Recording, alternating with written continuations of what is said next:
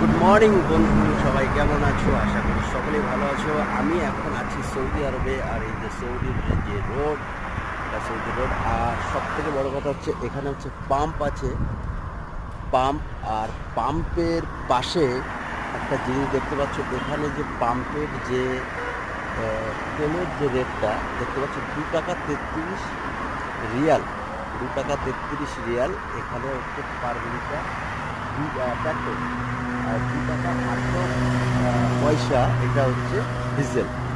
এবার কথায় আসি, এবার সেই তুলনায় এবার 2 টাকা 33 পয়সা, এবার এটা হচ্ছে 2 টাকা 33 পয়সা ইন্টু 22। এটা করলে পরে তোমার হচ্ছে পয়সার হিসাবটা বেরিয়ে আসবে। আর হচ্ছে ডিজেল হচ্ছে 2 টাকা 18 পয়সা, এটার সাথে ইন্টু